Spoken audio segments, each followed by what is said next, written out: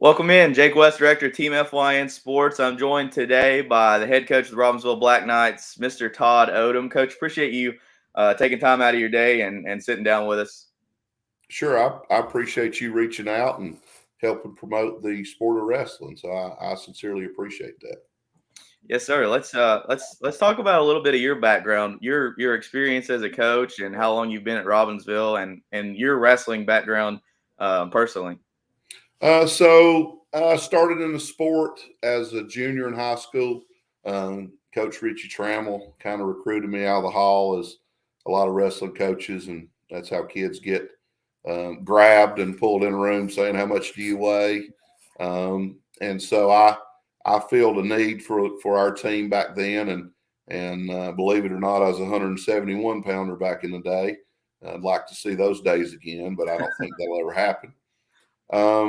But I wrestled for 2 years at Robbinsville, and then after I obviously got out of school, I didn't pursue it any further. But I always felt like there was a hole there as far as my senior year. I didn't get to finish it like I wanted, and because of that, I got kind of lured back into coaching. Coach Trammell asked me to help out a little bit while I was in college, and would come in and roll around with some of the guys. So I kind of got the coaching bug. And after I returned to teaching, after being on the road for a little while, I got my first shot at coaching at Smoky Mountain High School. Principal was Kenny Nicholson, and Cy Simmons was athletic director. So just want to give them a shout out for giving a young guy an opportunity 21 years ago. But I coached at Smoky Mountain High School for a year as their varsity head coach, and we done pretty well there. I had about 3 state qualifiers there, and then I transferred or moved to Robbinsville, and I was at the middle school for 2 years, and an assistant on the varsity team. And then after 2 years of coaching the middle school, I was given the head coach job. So I've been the head coach at Robbinsville for the last 18 years. Yeah, that's a long time. One of the things I wanted to ask you, since you've been there for so long, and since you obviously you wrestled under Coach Trammell, the tradition and just the culture surrounding Robbinsville wrestling, where did that start? And that may not even be a question you know the answer to. It goes back so far, but where do you think that started, and how have you guys went about carrying on that tradition? I mean, kids grow up most of the time wanting to put a football helmet on, but it's different in Robbinsville. I mean, yeah, they want to play football for the Black Knights, but they also, I mean, there's kids that grow up and want to get on the mat. Yeah, and I have to give a shout out. Unfortunately, he's no longer with us, but George Oliver started that tradition, and George was a dear friend of mine, and we lost George a little over a year ago, and he was the official, unofficial head coach of Robbinsville wrestling. Started in the 75-76 season, and it's one of those things where you hear people say it, but unless you're in the sport, it really doesn't click and make sense. But wrestlers are different. It's a family, and I don't know if it's the amount of time and the amount of blood and sweat and tears that we share with each other. But the relationships that I've had with the kids over the years, I still have guys that I coached 18 years ago that talk to me virtually every day. And so I attribute that a lot to George. The next guy in line was David Haney. You won't find it. He'll get mad at me for saying this, so I'm going to say it anyway. You won't find a finer guy, a finer man in this part of the world, and because of that, he helped cement and create a culture at Robbinsville that Coach Trammell tried to emulate, and then I tried to be. I'm a Trammell kid, so I tried to use a lot of his toughness and those kind of things to try to make the sport a whole lot better. And as a culture, I'm really proud of what the sport has grown and has become, but a lot of it's attributed to all these guys giving back, you know, in our kids program that we've had around forever. Yeah, that's I mean, I think that's the biggest thing that I see just from the outside looking in. I mean, your kids program, there's not, especially in our area, there's not a lot of other schools that have something like that that reaches down to the younger kids and allows them to get on the mat and roll around. So it's pretty awesome to see. You've been talking about coaches. Tell us about. I think you've got some alumni on your coaching staff that are helping you out this year. Tell us about some of the guys you've got helping you out. Yeah, so as far as alumni, you know, we call ourselves the Dirty Dozen, and you know, we started getting made fun of when we walk into a gym because sometimes we'd have more coaches than we had kids. Um, but I think that speaks well of our sport and how it kind of is at Robbinsville, is that if you want to have a lot of people that want to take part and want to give back, then obviously you're doing the right thing. So probably the oldest alumni that's helping me right now is DJ Robinson. DJ Robinson wrestled for me. He was on my first high school team that I coached at Robbinsville. And God, he's a hammer, and he still is. He's still a really fit guy. I retired from wrestling a long time ago. So so I'm glad to have these guys that give back. Ren Millsaps, I wasn't his head coach, but he wrestled actually a couple years before DJ, and I was actually in his group every day, so he got to wrestle me every day on a daily basis. But Ren has been around for a long time as well, and one of the guys that came through the Ville program. And Kobe White's another guy that's he done a little stint in Andrews as the head coach at Andrews for a little while, and helped propel that program to new heights and new things. And he's since returned back to Robbinsville, and so those three guys especially, you know, are important to me because I got to coach each one of those, and for them to give back, it's pretty cool. And we also have some guys that as they try to make it back, you know, kids and jobs and those kind of things. You Yeah. know, we've got Weston Haney that comes in the room. Tom Sawyer comes in the room. Irvin Portugal comes in the room. And, you know, those guys, their experience and their aptitude for the sport is, you know, unparalleled. So I'm very fortunate. And the smartest thing I ever did was surround myself with people that know more about the sport than I do. Well, listen, we've got viewers from all over. We've got North Georgia viewers and West North Carolina viewers that may not have ever been to Robbinsville to watch a wrestling match. But I know when I was growing up, and I know it's the same way now. I mean, there's an intimidation factor going into the Ville to wrestle. I mean, lights get cut off. I remember when I was in high school and I wrestled my freshman year. You go in there, lights get cut off, big light drops down. I mean, it's just it's otherworldly. Tell us about just the atmosphere when you guys do host a match for some of the people that may have never been. Well, you know, and I'll tell you the story that's behind that whole, you know, show, if you will. Coach Billy Knight has been an assistant and helped coach the middle school for a long time. But me and him are like brothers, and we've coached together, you know, virtually the last 18 years together. And, you know, I called him one night at about 10 o'clock at night. I was running about 75 mile an hour, and Wanted Dead or Alive came on. And, you know, when you're on the road, you're thinking, you know, all these things start coming in your head. And we knew in order to grow our program and to be able to market the sport, that we kind of had to make it a spectacle. We had to make it a show. And you know, we're hard to beat at Robbinsville. You know, when we're in our home gym, it's tough on people.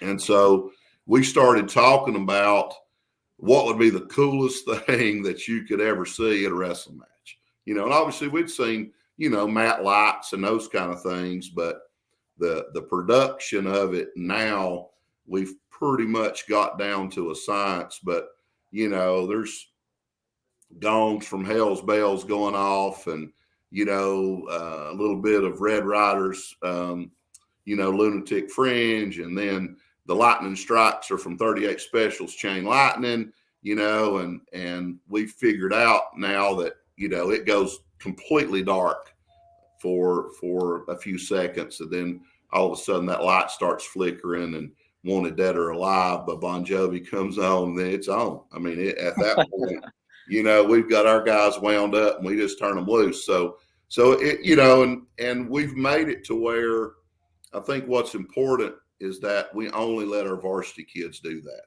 Yeah. And we've got a tremendous, middle school program, and we've got a tremendous kids program, but to wrestle under that light is a privilege reserved only for those varsity guys. And that makes them want to get to that. And once we kind of get them on the high school team at this point, they rarely leave us because it's pretty addictive to wrestle in front of a crowd there at Robbinsville. Well, I think I'm sure you know this, but I think it's the same way for wrestlers at other schools. I mean, I remember being a middle schooler at Murphy and wrestling and going to watch the high school matches and being like, man, I can't wait until I get into high school and we come over here to Robbinsville just to get to wrestle in this kind of atmosphere. I mean, it's intimidating, but it's also like, man, this is what it's really about. This is the only place in the area where you can get this kind of support and atmosphere when you hit the mat. I mean, it's really something to see. If I want to encourage all of our viewers, if you haven't been to a Robbinsville wrestling match, you need to go. And I'm sure, Coach, you can send me your schedule, and I'm sure you got some big matches coming up. We'll post that on our page and try to encourage everybody to come out and watch. But another thing I wanted to ask you is, how do you deal with? I mean, in our area, we got small 1A schools. Robbinsville is one of the smallest 1A schools. You've got football going up all the way in halfway through your season. You got a bunch of multisport athletes. Is that something you encourage your kids to get out there and do much stuff as they can? Absolutely. At the 1A level, you just have to share athletes. It is what it is. And I played football when I was in school and wrestled and believe it or not, ran track before I had my leg amputated. But it's one of those things where for me, we've always promoted those other sports and encouraged those other sports. And you hear people, well, what if they get hurt? Well, okay, what if they do? Then you're going to figure it out as a coach, because at the end of the day, for me, I've probably had at least a dozen kids get hurt in football that couldn't wrestle for me. But in my humble opinion, I feel like that God has a plan for everybody. And if it's your destiny to get hurt, it's your destiny to get hurt. So I've just got to figure a way through it and around it. But there's too many kids that went through their entire careers not injured and not hurt, and they've had a great time. And so we encourage that. And, our whole staff, we go and we've got coaches that coach football and wrestling. And so, we go to the games and we support our kids in their other sports, and we encourage that. And I think anybody that doesn't encourage a kid, especially at our level, to play everything they can to be able to have the best high school experience they could possibly have is a fool. And that's just the way it is. If people don't encourage kids to play other sports, then,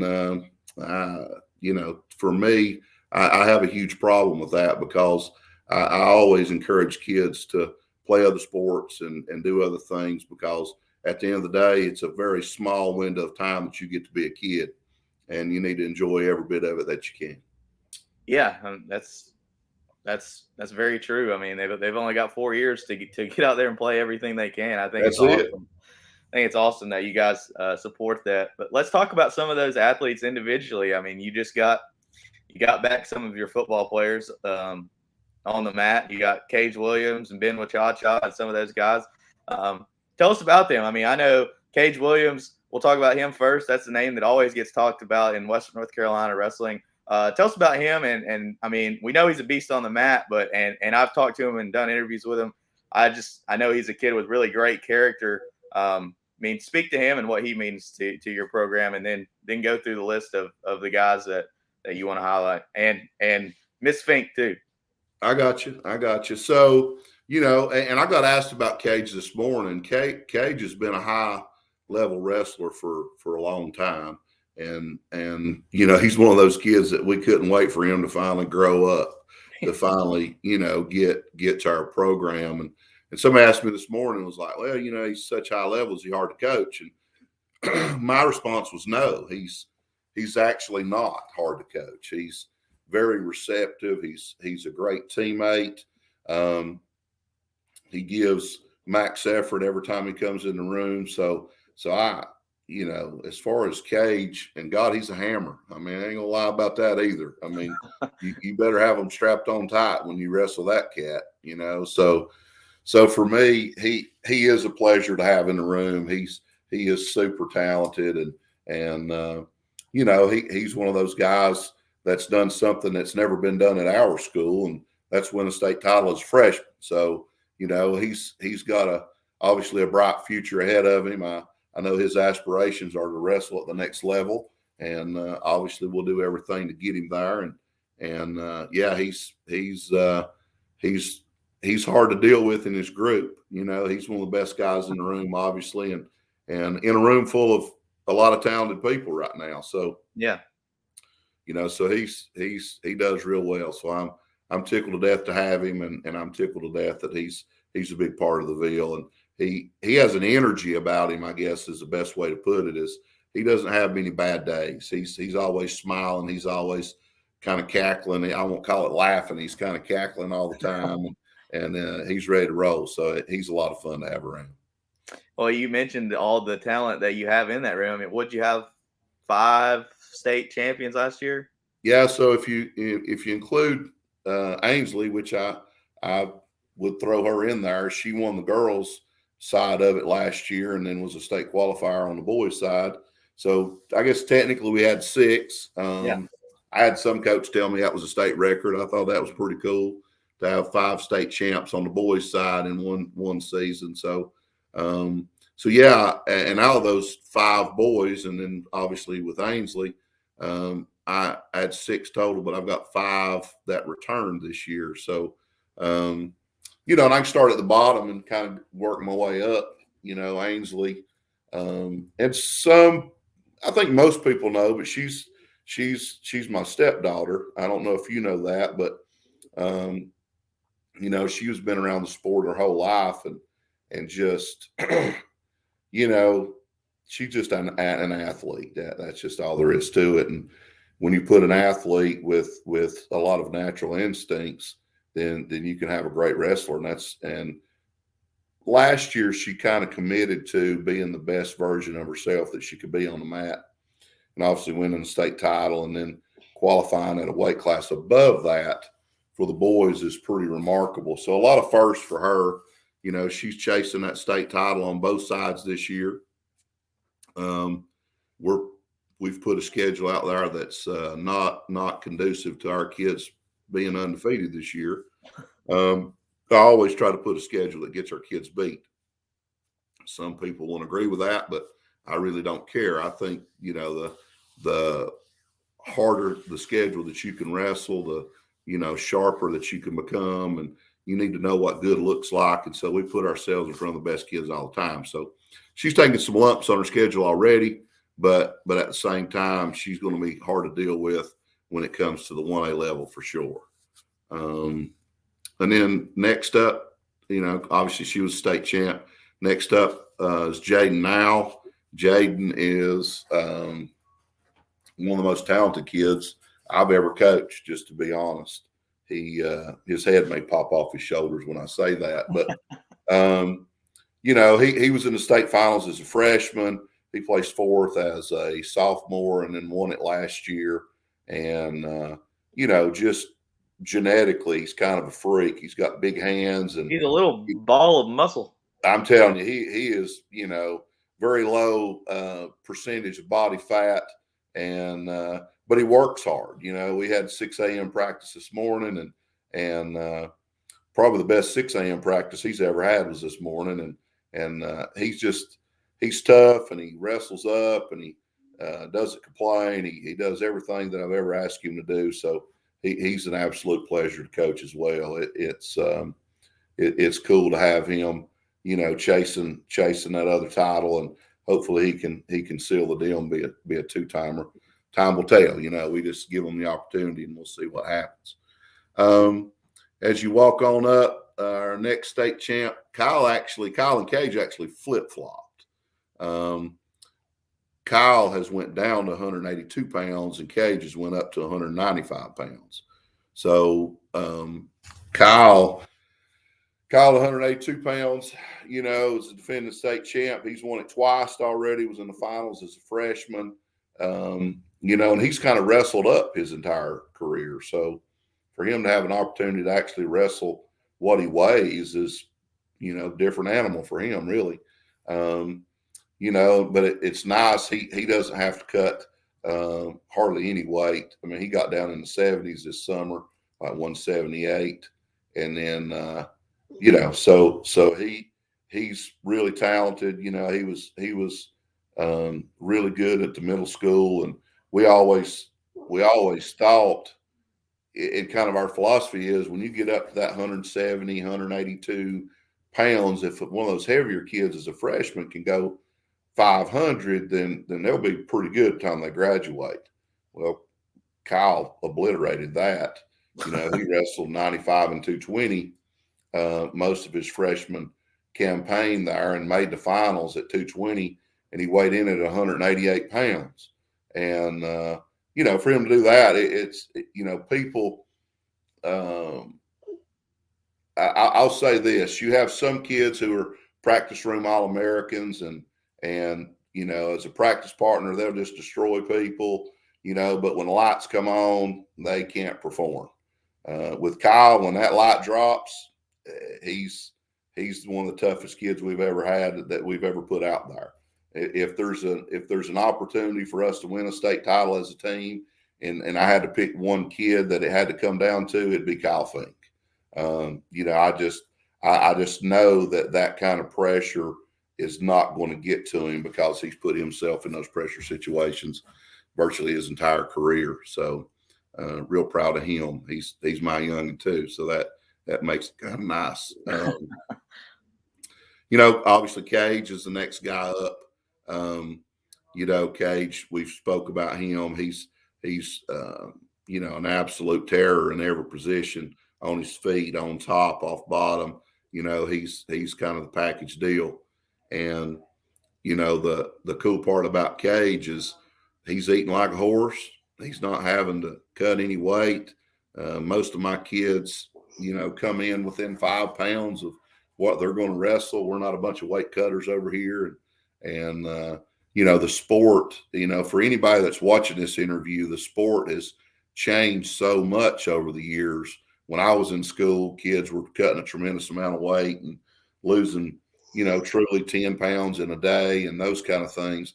That can't happen the way the restrictions are in place now. And so, yeah, there's no more running down the street in trash bags or anything like that. No, we're not going to do that, But so Cage came in the room first day, weighed 193 pounds, I think. So he's not cutting no weight. So he's happy. He's a happy camper, So, obviously people knew about him, but after winning last year, I don't think he give up an offensive point.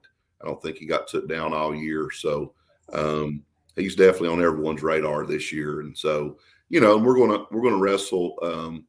We're gonna wrestle a big tournament this weekend. We're going to West Henderson to the Falcon.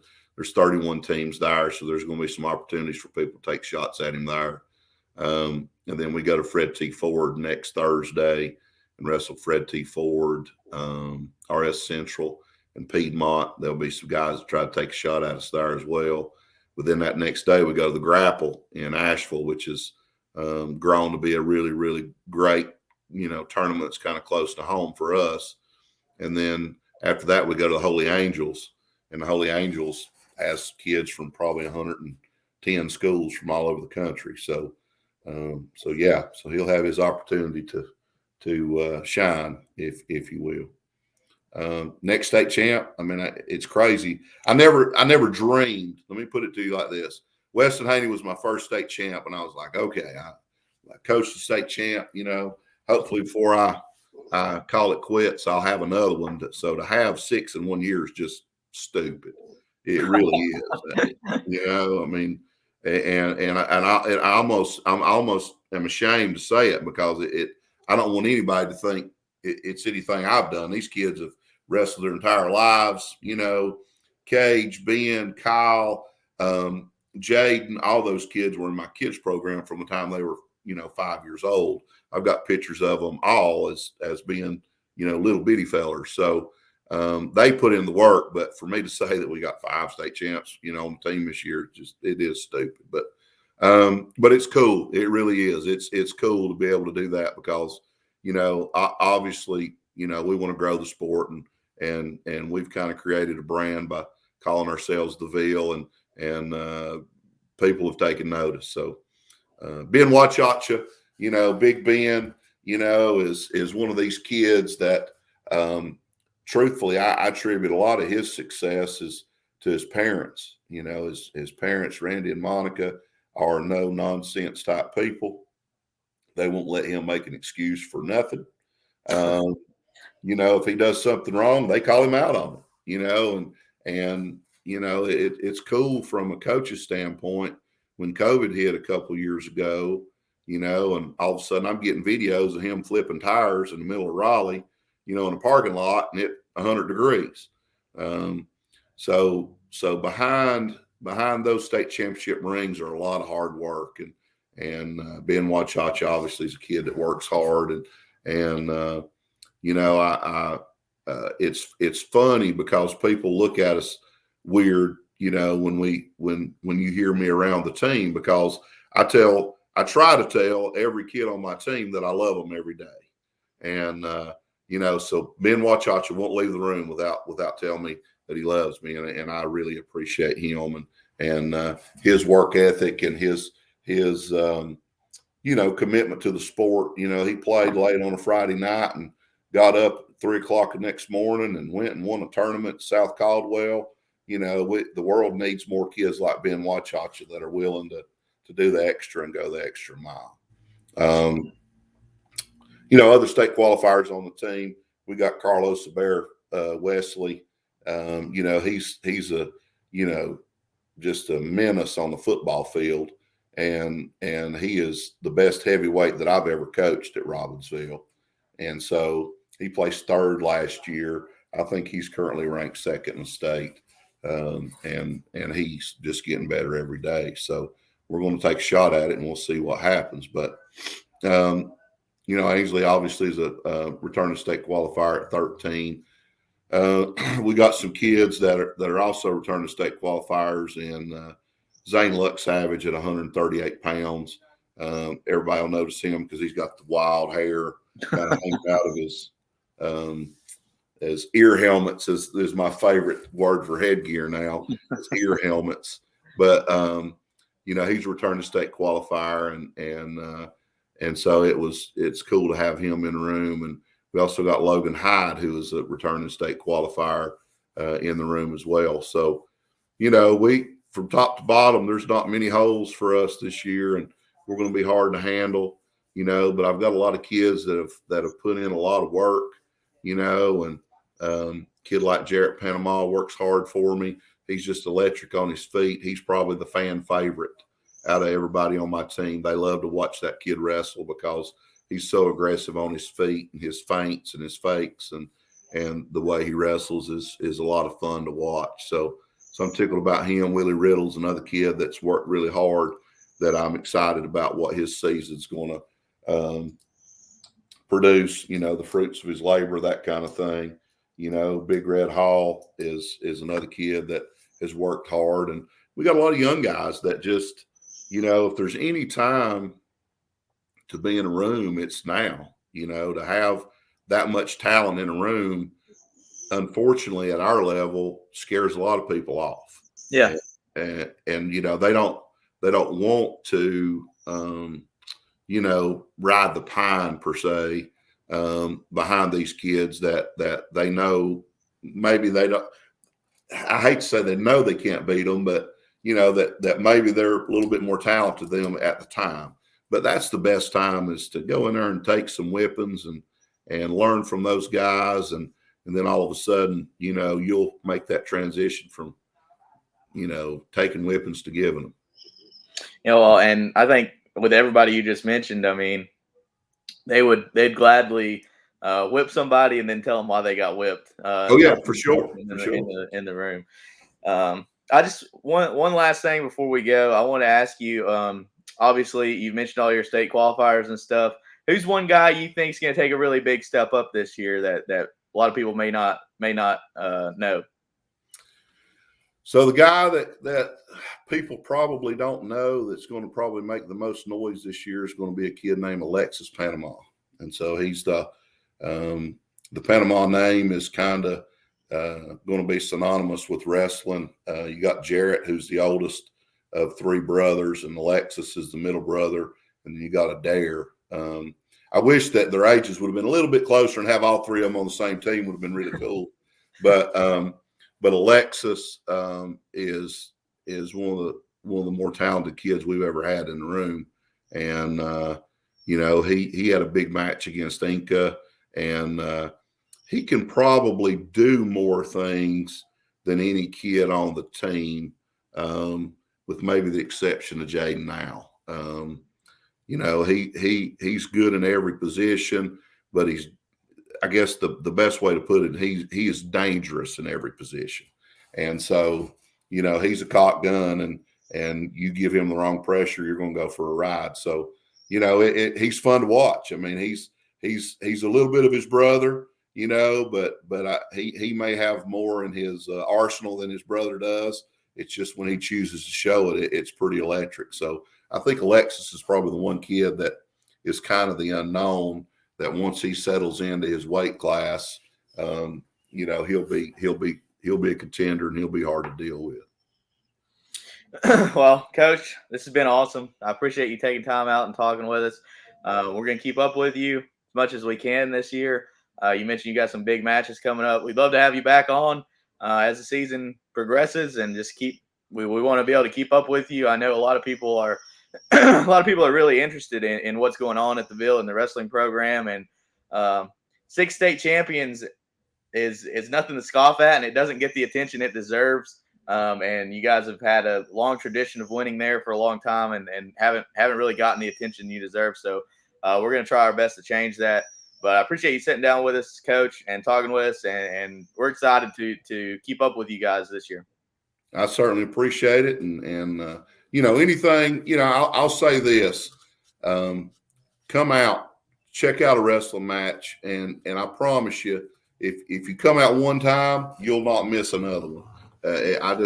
I think to see that purest form of combat right there in front of your eyes is something special, and the sport changed my life, and it's changed the lives of a lot of other young men and now young women in our community, and I just can't thank our community enough. Our administration, our school board, our businesses and individuals have put ourselves in a position with our facilities and our support to be able to travel and go and do, to kind of put the Ville all over the state and all over the Southeast. And I really appreciate it. And I really appreciate, FYN Sports taking the time to, highlight our sport and promote the sport of wrestling, because I truly believe it is, not only do I think it's the best sport out there, but I absolutely, beyond a shadow of a doubt, think it's the best supplemental sport that a kid can do. If you want him to be a better baseball player, let him wrestle.